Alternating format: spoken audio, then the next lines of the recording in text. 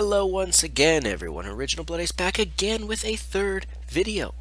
Topic this time for this discussion is gamers talking more about games resolution or the graphics than the games themselves.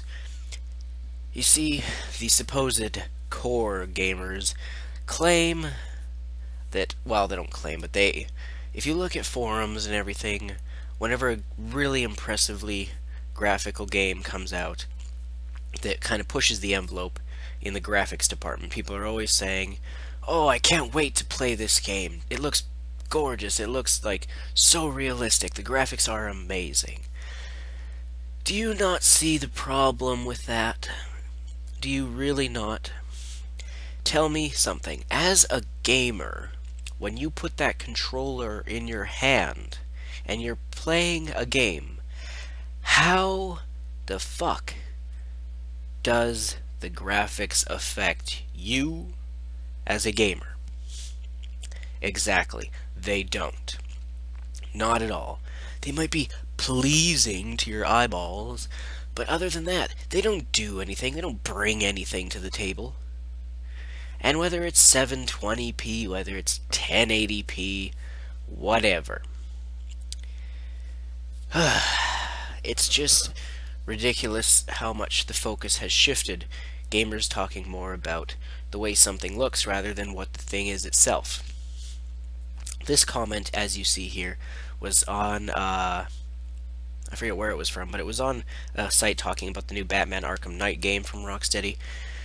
And he says, "I think the most exciting thing," that's right, the most exciting thing about this announcement is that it's a PS4, Xbox One only, well, and PC, but no dual generations for this one, meaning no PS3, Xbox 360. It's going to be designed with the next gen, which, current gen, you fucking idiot, from the ground up instead of making it work on both and scaling it up or down, bring it on. See, let me correct you.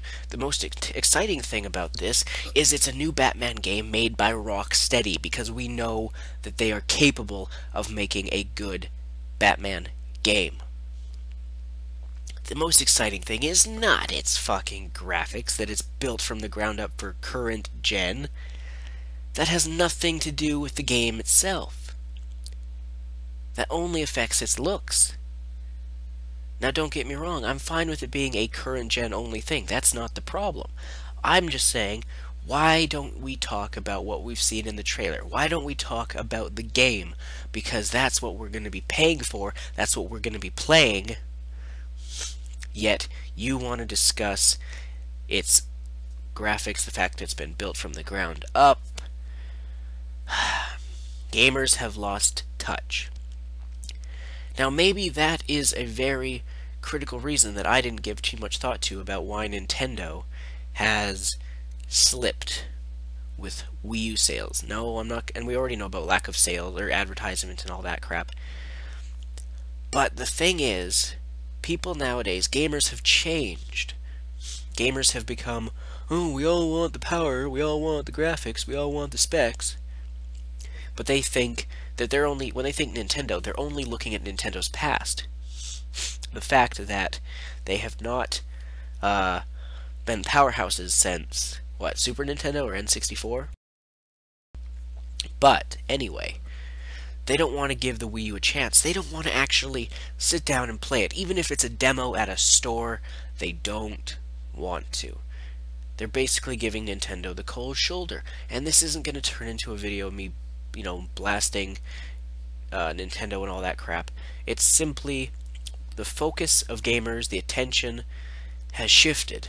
It's not what it was before. This is why the PS4 is the number one most selling console right now. It's passed the Wii U globally in 4 months. I know it's crazy that the Wii U's been out for what, a year and 4 months now or so, and it only took 4 months for the PS4 to beat it. By the way, congrats, Sony. Your one and only key product that's making you money. Good job. Bravo. Anyway, the thing is, though, Xbox One is still coming up in third. Yet people are still putting things on the Xbox One over the Wii U. Why is that? Do they only want to do one Japanese system and one American system? and they went with Sony, the company was really going downhill? I don't know. But we kind of got off topic there. Let's tilt back on topic here towards the topic of gamers talking about resolution as a key importance.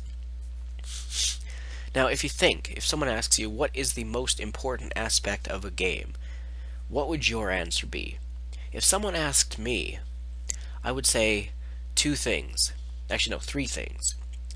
Controls, because you don't want sloppy controls, that's not going to do shit. Gameplay, whether it's fun, you have a good time, it's good solid gameplay mechanics. And the third thing is story, which is for me is one of the most important things in a game. Because if you have a game where there's no story, chances are it's not going to be very good. It's not going to last a long time. People aren't going to be talking about it for 15, 20 years, Look at Titanfall. Not a story in sight. It's no single player. It's strictly just run and gun, shoot each other. Great story. Bravo. Whoop-de-fucking-do. But you look at games like Zelda or Xenoblade or Tales of Symphonia, any of these types of games, even Metroid, they've got really nice stories. And even Sony has a few, Uncharted, or not Uncharted, what's it called? The Last of Us. The story was the main thing that I gave it credit for. I bashed the game in general, but it had a good story. Now, with a game that doesn't have a story, and I forgot to mention before, about resolution, if we think back to the last generation, the 7th generation, Crisis 3, one of the most impressive games graphically of the 7th generation. Yet it was utter shit. People bragged, oh my god, look at the graphics. But it was nothing worthy about bragging. It was nothing, how do I phrase this? It wasn't brag worthy. Because if you focus strictly on looks of a game, on graphics, you could literally only have a shiny piece of shit. Congratulations. Then there's other situations like Battlefield 4, which pretty much the same. Improved Battlefield 3. Ooh, got the hiccups now, excuse me. Improved Battlefield 3, just prettier, and it's still meh, whatever. All the resolution is of a game is the sharpness, the clarity, the pixels, the polygons. It does not affect you, the gamer. It never has. Do you remember, well, most people were probably not even born yet. Do you remember back in the days of Atari, of Pong, of Frogger, were people going, wow, I really want to play this. Look at the graphics. The lines on Pong, they're so straight and so white. They're so bright. No. Nobody did. Even in the NES days and whatnot. Sure, people talked about, like, oh, it looks cool, I can tell what that is, I can tell that's a character, I can tell that that's a sword, that's a shield, that's a gun, that's whatever. But people were not bragging about the game's looks. People were talking about, oh, have you heard about this game? It looks pretty cool. What do you do with it? Oh, well, you do this, this, and this. I'm going to wrap up the video, though. My point is, gamers' perspective, their focus, has somehow shifted. I don't know what exactly caused this. Perhaps it was that Sony and Xbox went HD and managed to warp and twist and bend people's perspective. I don't know. When in doubt, blame Microsoft, right? But all I know is I am one of the few people who will not get swayed. You won't get me to buy a game simply because, oh, look at those graphics, they're so fucking amazing. I don't care. If a game has a great story, it's intriguing, it's new, it's something exciting, then maybe it'll get my attention.